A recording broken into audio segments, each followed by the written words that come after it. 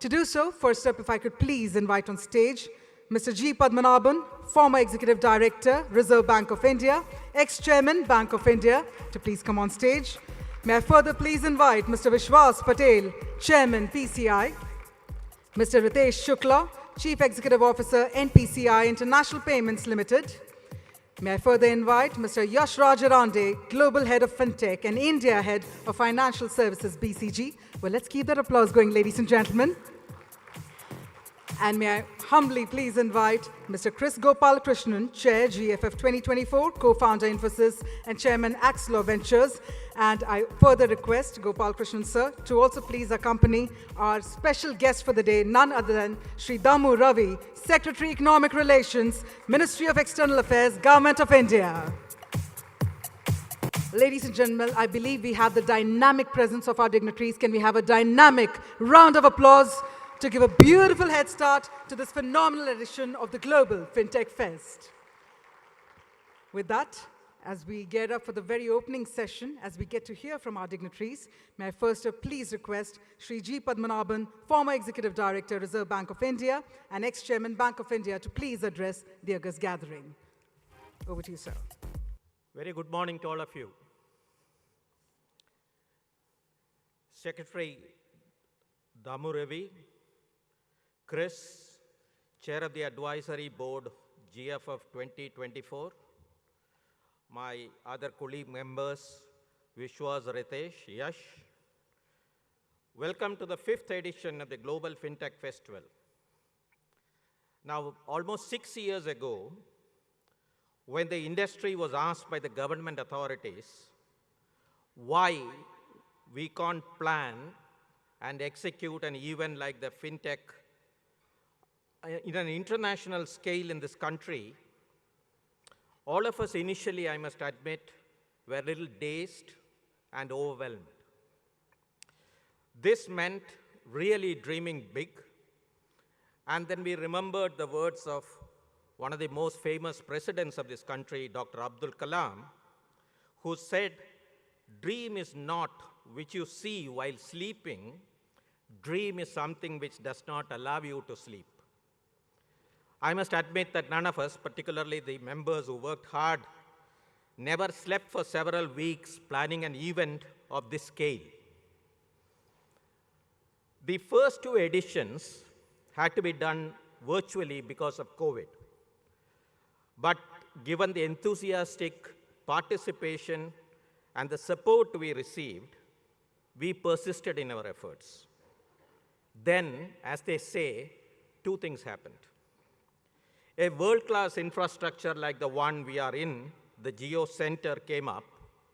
And more importantly, the entire ecosystem, the government, the regulators, the industry, all came together to support us.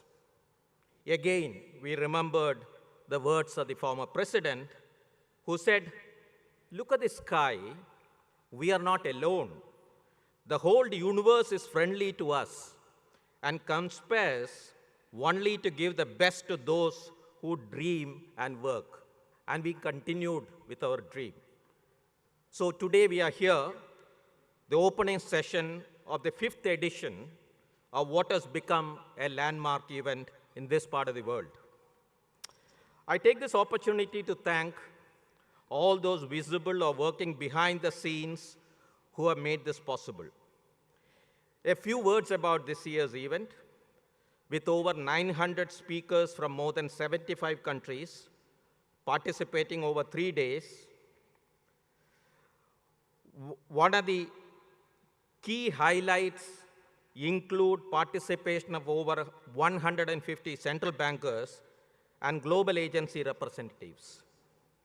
They will deliberate over various issues, truly engaging in the theme of this year, which is Blueprint for the Next Decade of Finance. Much anticipated address by the Honorable Prime Minister, Shri Narendra Modi ji, day after tomorrow, underscores the significant scale that this event has achieved. Another major highlight is the closed-door interactions with the regulators, policymakers, industry leaders, which will really lay the foundation for the development of the fintech system. Additionally, we will witness over 100 product launches and the release of numerous reports and white papers, one of which is going to get released just after this event. The event's greatest achievement, I would say, is bringing every stakeholder together to network, which is crucial for the development of any ecosystem. To set this year's ball rolling, we have with us Shri Dammu Ravi, Secretary, Ministry of External Affairs, sharing his thoughts as we set the blueprint for the next decade of finance. Secretary Ravi has had a unique career in the Indian Foreign Service, which includes a longish stint in the Commerce Ministry. In fact, I asked him before we came in, is it normal? He said, no, I wanted it because I liked the role that I was doing. So he has a very unique experience, I should say. Kris, chair of our advisory board, will first briefly share his thoughts, followed by the secretary's address, which all of us are eagerly looking forward to. I once again welcome all of you to the 5th edition of the Global FinTech Festival. Also, Mr. Kris Waller, who is already here, who will be your next speaker. And thank you for your contributions and participations. Kris, over to you.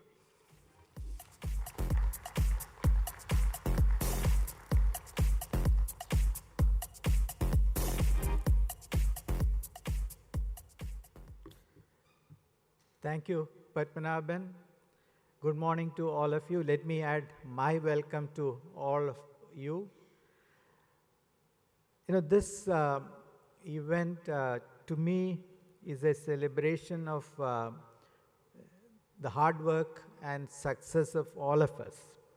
It's really getting all the people together and celebrate. Indian fintech industry has come a long way, combining emerging technology, business model innovation, the digital public infrastructure. Together, we have put together collaboratively, among large enterprises, small and medium enterprises, startups, regulators and government together, we have crafted this industry. And these 3 days, now we will talk about what is the future for this industry, what is the next 10 years going to look like. New technologies that are emerging, AI, ML, ChatGPT, voice and image recognition, real-time translation, IoT, sensor devices. So every evolution of technology will require responses. And how the fintech industry navigates this and maintains the momentum will be what I believe we will discuss. On top of this, of course, there is global collaboration now to look at how we can leverage this new technology, what we have been able to achieve in India in terms of number of transactions, the lower cost of transactions, the real-time settlement that is happening, how we can take it global. There is tremendous interest now. And then, of course, cross-border transactions. I also believe that because technology is so much integral to our daily life and business, discussions around responsible use of emerging technologies, ethical growth, the need to build trust with all stakeholders, and continued collaboration now, not just with national governments, but globally, across borders. All of these things are required. So I'm looking forward to all these discussions in the next 2-3 days, We have a fantastic line of speakers, as Padmanabhan already mentioned. And let me wish you the very best in terms of learning, in terms of conducting your business, and in terms of networking over the next 2-3 days. We couldn't have chosen a better venue for this, a better location for this. And looking forward to the next 3 days. Let me now invite Shri Dammu Ravi, Secretary, Economic Relationships, Ministry of External Affairs, to share his opening remarks. Thank you.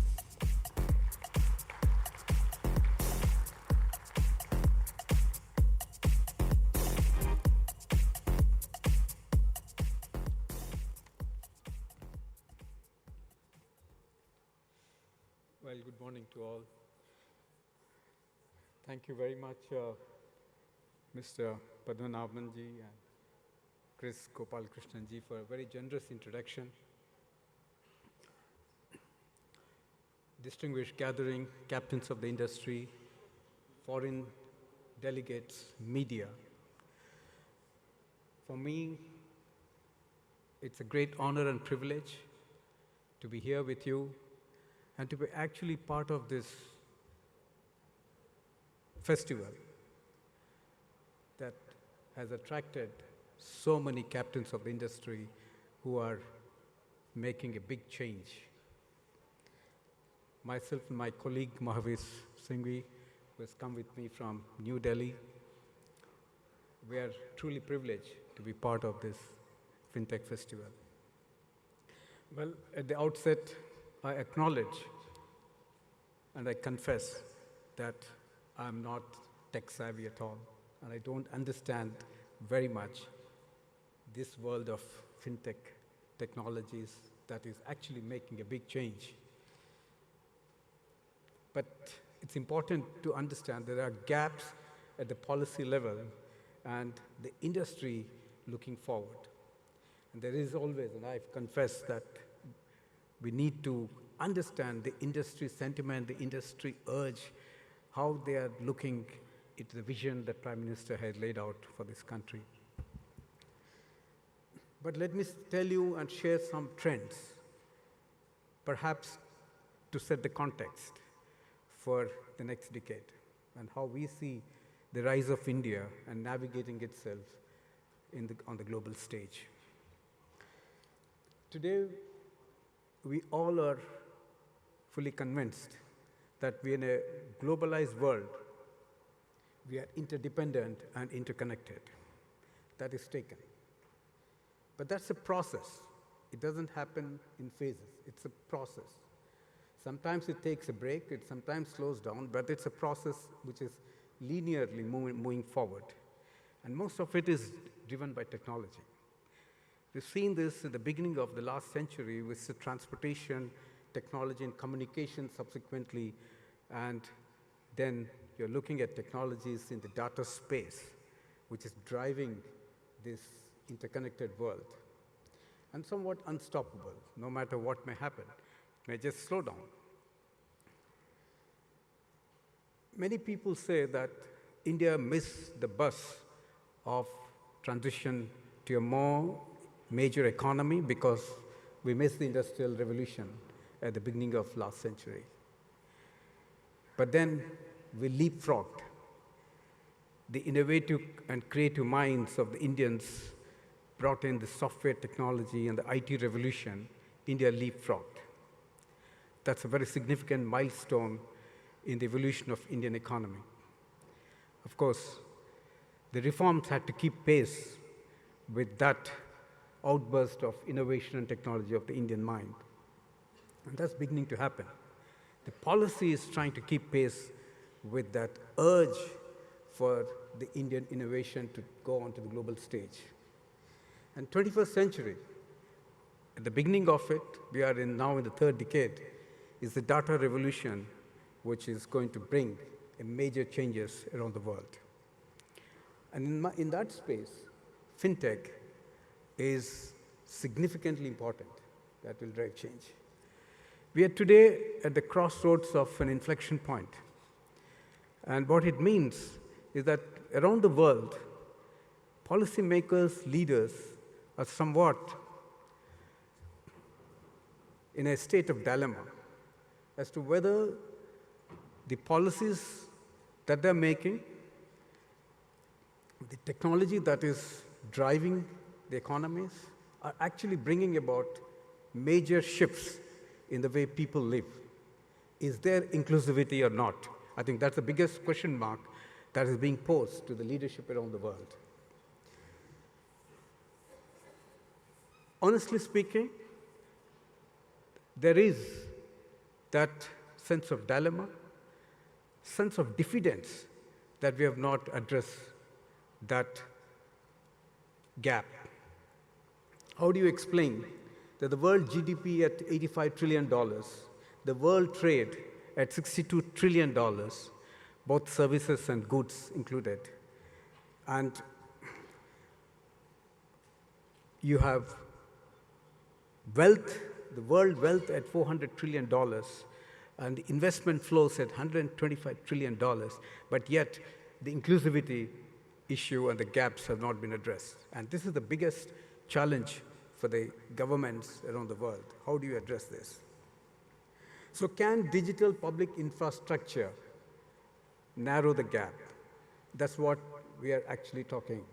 And that's what I feel is the Prime Minister is looking at and focusing so much in his vision for the 21st century India that will hopefully be fully developed by 2047, the Viksit Bharat.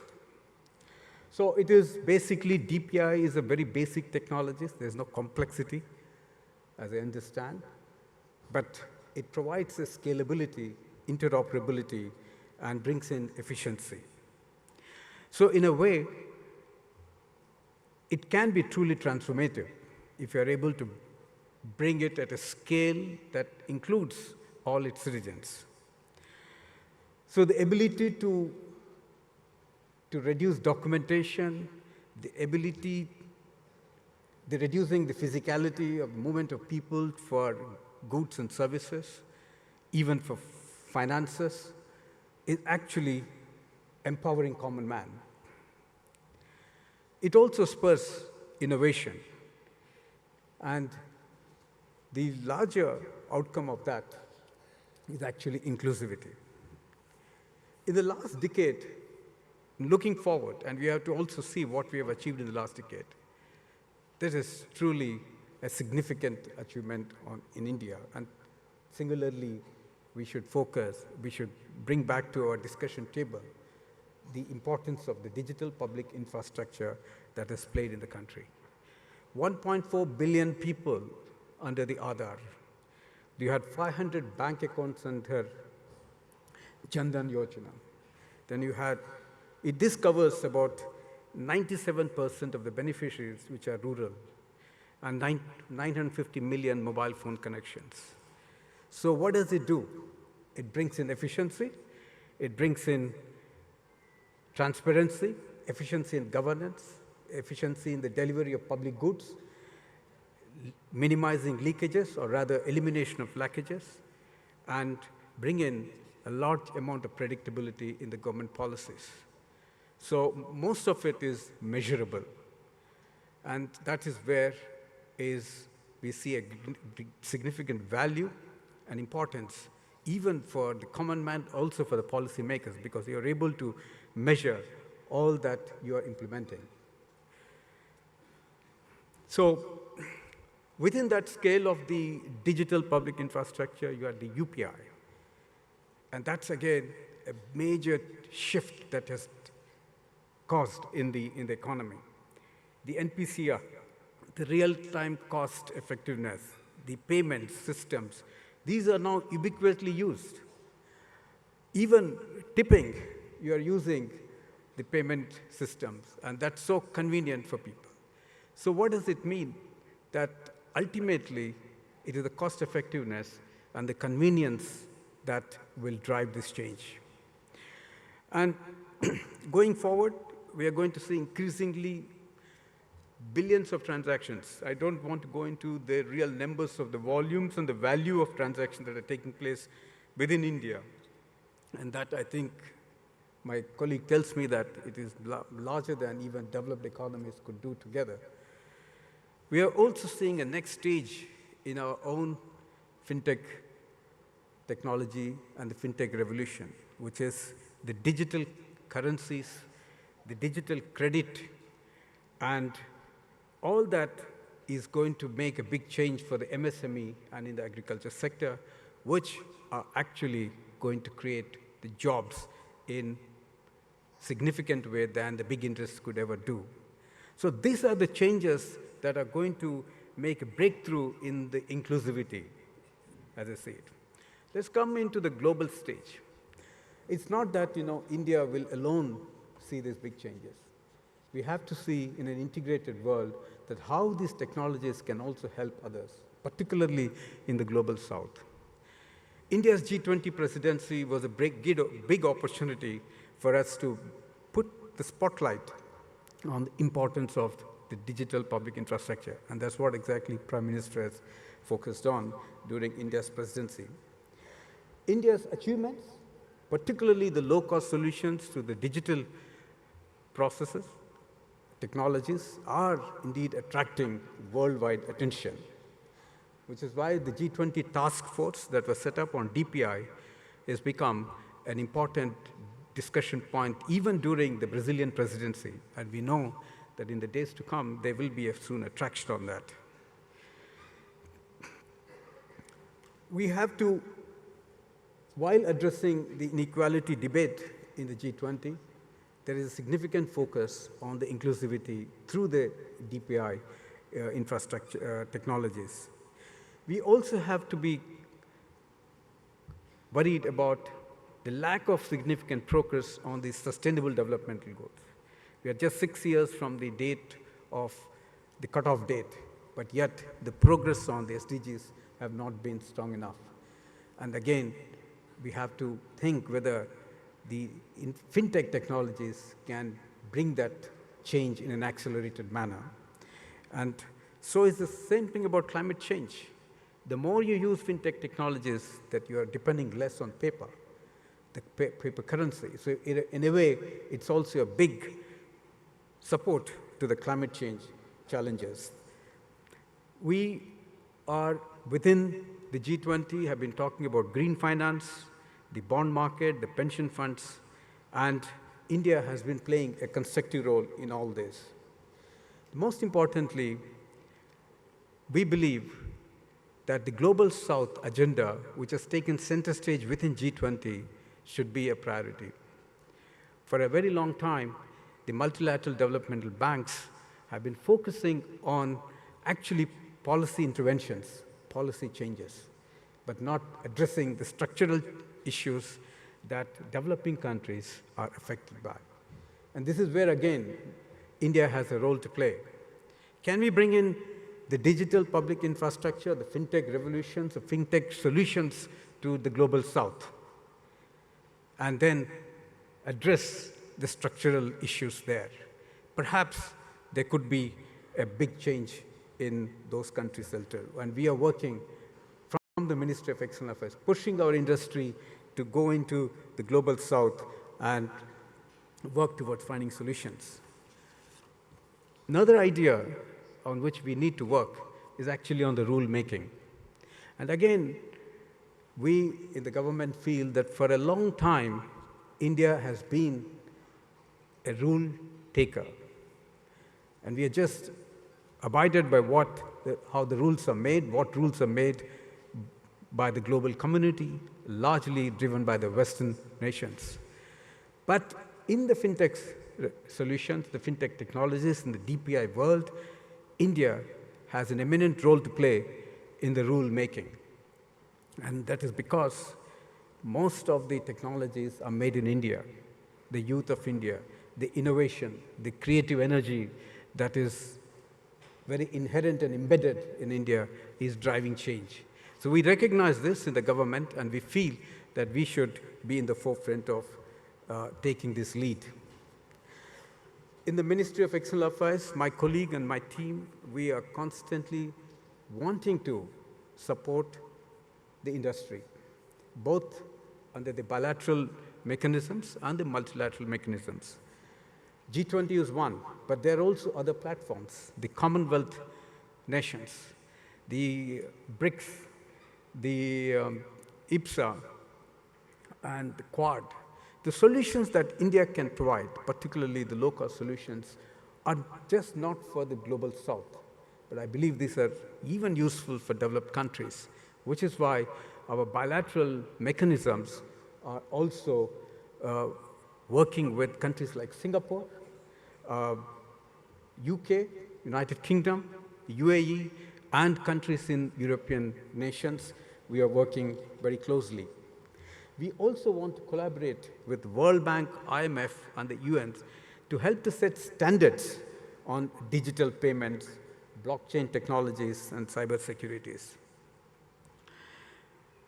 We have to also worry about certain threats that will come, and they're inherent in a technological change. The existing models might find some disruption, and this is natural, which is why the industry would need to adapt. And they have to adapt to the changing times. And if you don't adapt, then you will see a natural death. We also have to look at the cybercrime, which is increasing. And there again, the solutions have to come from all of us through collaborative manner. The skills gaps, because as you are focusing on technologies, it's natural that people who are driving technologies should be highly skillful, but also people who are using it should be highly skillful to be able to do it. So there will be a gap, and that needs to be addressed. For example, in India, 24% of the adult population is actually digitally illiterate, and there's a huge gap there. And I see this gap also in the global south. Even as we are building up technologies for the countries in the global south, the platforms that we will build, you would still need to address the capacity deficiency issues in those countries. And Ministry of External Affairs will be in the forefront in that regard. So, and I would like to convey this to all of you in the industry, that we are trying to build and help countries in the global south in the DPI. And any technologies that you think are useful and that you can be partnering them, we will, please come to us and we will help you and facilitate that role. We are also working financing arrangements, because it's easy to talk that you develop technologies, but at the end, at the back of it, and the underpinning that is actually financing arrangements. So again, there are huge opportunities in tapping that, both in the space of global pension funds, the global green funds that can be tapped, but also in a trilateral cooperation. It's not that solutions should come from India alone. I believe collaborations with other countries are very important to drive change. I would like to leave one thought with all of you. The next decade is very, very crucial. We are already looking at a target of 10 trillion by the end of the next decade of India's GDP. And by 2047, 30 trillion is the target. This is highly ambitious. But we are confident we will reach there because of the entrepreneurship, the innovation, and the creative energy that India possesses in its people. But it is also important that we have to keep this at the back of the mind, that as India becomes a significant player on the global stage, the industry has to rise. The industry's rise has to be commensurate with the rise of a nation. These are two important connects, and this is true for any nation that has arrived there. The trajectory of big countries and emerging countries are driven by not only a visionary approach of the leadership, but the industry matches that vision. I would like to welcome all of you to the next decade that drives this change, and Government of India and the Ministry of External Affairs will be with you. Thank you for this incredible opportunity to speak to you.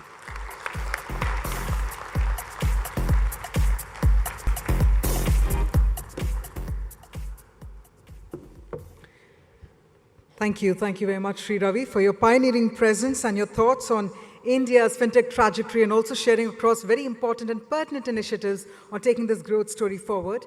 With that, ladies and gentlemen, it's an opportune time to have our dignitaries come together for the launch of the report titled Building Bridges for the Next Decade of Finance. So I'd like to request my team to please come on stage to distribute the reports.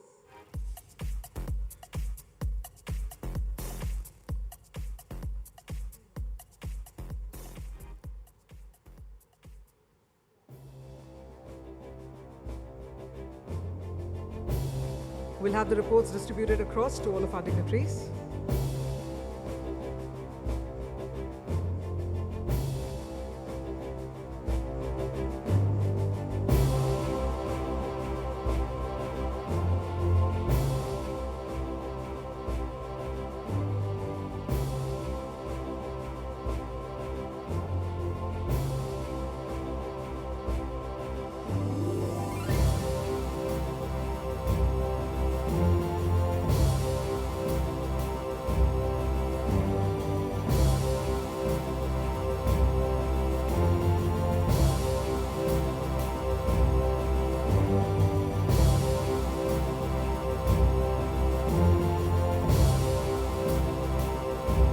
Ladies and gentlemen, let's have a round of applause as we launch the report titled Building Bridges for the Next Decade of Finance.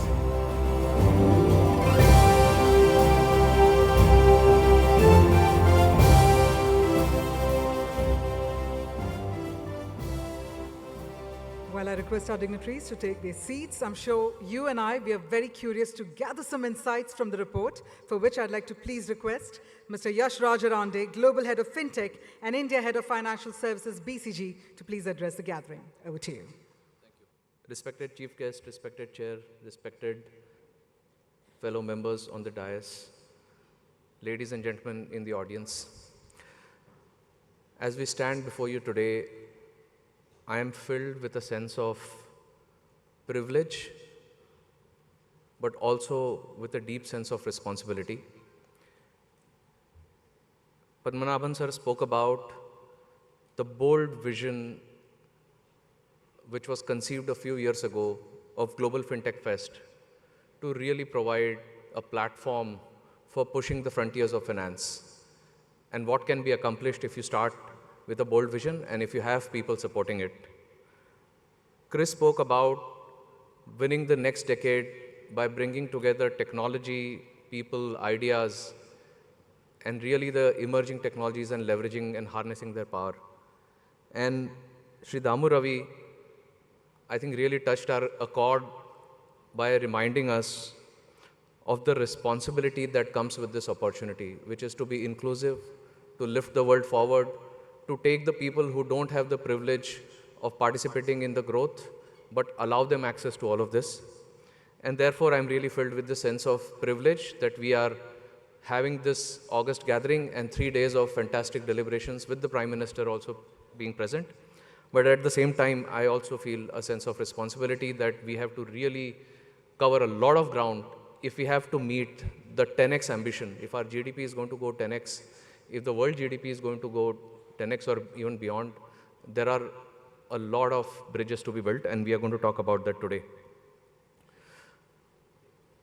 So diamonds are really created under pressure, and last 2 years it has been no secret that the fintechs have gone through both an intense cold and felt intense heat. The cold was because of funding winter, and the heat was because all eyes were on them to really check whether they are up to the mark in terms of governance, standards of ethics, in the way they are managing capital, in the way they are growing business. And I must say that as we come out of the last 2 years, there is greater sense of stability, and there is a greater sense of determination and clarity on the road ahead. As you can see that the funding over the last few quarters globally has stabilized, and it's now clocking at around 7 to 10 billion. It's not at where it was at the peak of 2021, but certainly this is a new regime, and in this regime, there is clarity on a steady state of funding which is being provided to this economy, to this sector. The period of burn and grow, which was again a global mindset that we had seen in the past, is, I can say, safely behind us. It is quite clear that the era now that founders, investors, and business models are focused on is earn and grow. And this is a survey that we had conducted that clearly reveals that while there is priority to drive innovation, but really profitability and governance is right up there in terms of priorities for the fintechs of today's era. If you look at the global fintech revenues, I am happy to report that the predictions that we had made, or the projections rather that we had made a few years ago, despite the shock, actually hold water. We expect that we are well as a global industry on our way to hit $1.5 trillion by 2030. And I am also happy to say that this growth is not lopsided. The incremental capital allocation, if you look at different parts of the world, whether you look at North America, Europe, Asia Pacific, Africa, LATAM, there is greater balancing of incremental flows of capital. There was an era where there was significant amount of capital being spent in India on payments, but we can see that there is more capital being now allocated towards lending and B2B businesses. On the other hand, in US, there is greater capital getting allocated to payments, which kind of makes up for the fact that the strength of a UPI equivalent architecture was missing. So as we take the global landscape, and this is really a global fintech fest, so we need to take a view on that, there is convergence on making sure that different segments of fintechs are getting the right amount of investments to strengthen their business and growth. Now, this event, while it is about the global fintech, it is also happening in an area which I'm happy to report is one of the hotbeds of fintech activities. India is right now the third most attractive destination in terms of the number of unicorns, the number of soonicorns, the amount of capital that is attracting. And actually, that's not about it. What I'm really heartened by is that data is clearly showing that the fintechs which are getting founded in India are not just concentrated in one or two regions. They are, sir, spread across different parts of the country. And I think this is an opportunity for us to create more beds of innovation and really reach the heart of India to lift India forward. And I think some of our businesses and founders are doing that. And with the right support in terms of policy and business models, I hope this will go even further. So diversity is really important. The other thing which is quite phenomenal is that in terms of revenue growth of Indian fintechs, sir, we have clocked 50% annualized growth in the last 2 years. Globally, by comparison, this number is 13%. So it's a large base which is growing at a very fast rate, and it is growing in different states, and it's not just concentrated in 1 or 2 cities. So this to me is a combination of some really interesting findings. The one thing which I must admit, which is I must say a pause, is that while all of this is happening, there are very few fintechs in India which have reached full scale. And for us to become a $10 trillion economy, $30 trillion economy, our survey also reveals that most of the fintechs, really 86% of them believe that scale is going to be critical to drive profitability and serve the nation and serve the world. And for that to happen, we need capital, we need talent, we need business models, but we also need policy to come together and make it enabling. I think the other big shift that has happened in the last few years is that early on there was disproportionate focus on direct-to-customer fintechs, where there was huge investments in acquiring new customers, retail customers, last-mile customers. There is clearly, you can see that that has shifted towards going towards a B2B business. As we come towards looking at the blueprint for the next decade, I just want to call out that there are 6 extremely critical bridges which need to be built. These are the 6 bridges which have been created, I must admit, out of a series of deliberations that have happened through the global network. We have gone deep in India, and the advisory board and Indian leaders have also spent a lot of time in providing feedback.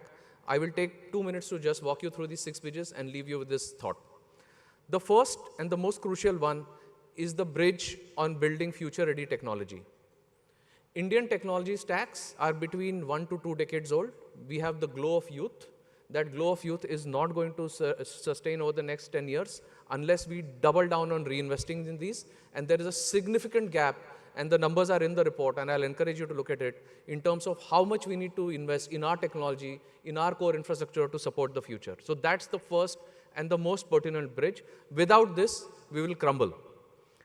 And I want to say, I don't know how many of us realize that India is the second most cyber attacked nation in Asia. And without investing in tech, we are not going to be able to survive. The second one is the bridge between incumbents and fintechs. We are not in a place where fintechs are trying to take business away from incumbents. We are in a space where we want them to grow together, and that is really what is flourishing. And a lot of policy intervention in providing clarity on business models of working together can help. The third is bridge to internationalization. DPI is already growing to global south. I think this is a $500 billion opportunity globally. And there's no reason why Indian revenues can't be 50 billion of that. Indian IT sector, sir, is $250 billion of revenue. The fintech sector, if we go internationally, should be $50, $60 billion of revenue in the next 5 years. So we believe that's a big focus for us. There is 30 to 60% of capital sitting on Indian cap tables, which is reaching its maturity. We are running into a wall of maturity in the next 12 to 18 months. That means huge amount of access to capital is required. There are 20 plus unicorns, multiple sunicorns. If they need to access liquidity, the current pools of capital is not enough. Finally, regulation and compliance and the bridge to a greener future. I think compliance is well understood. We can't build scale without being compliant and trustworthy. And the greener future point is that it is remarkable the amount of green innovation that is happening in the retail and MSME sector. There is a groundswell of activity, but there are very few fintechs which are focusing on it. It's a call for action. It's a huge opportunity. It is a commercially relevant opportunity, and there is clear evidence in the report that there is an opportunity for fintechs to go after this as well. So with that, I will thank you for the opportunity and wish you all the best for the next 3 days. Thank you, sir. Thank you very much, Mr. Arande, for sharing some pertinent data points that are truly defining the scale and profitability of Indian fintech. On that note, ladies and gentlemen, I now please invite Mr. Vishwas Patel, the Chairman of Payments Council of India, to please share the concluding thoughts for the opening session. Can we have a huge round of applause? Please help me welcome Mr. Vishwas Patel.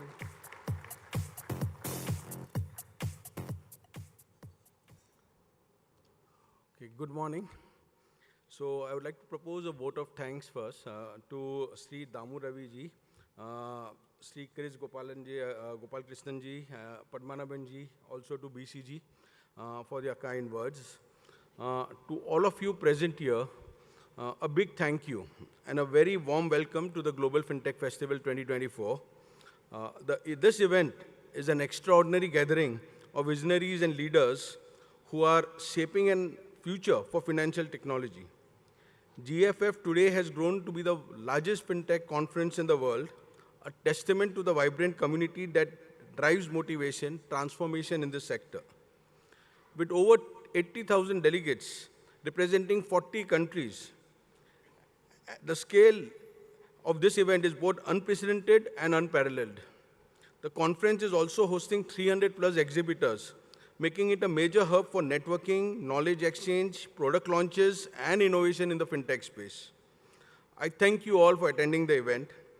Your support means a lot to us, and we are looking forward to seeing you in GFF in the coming years also.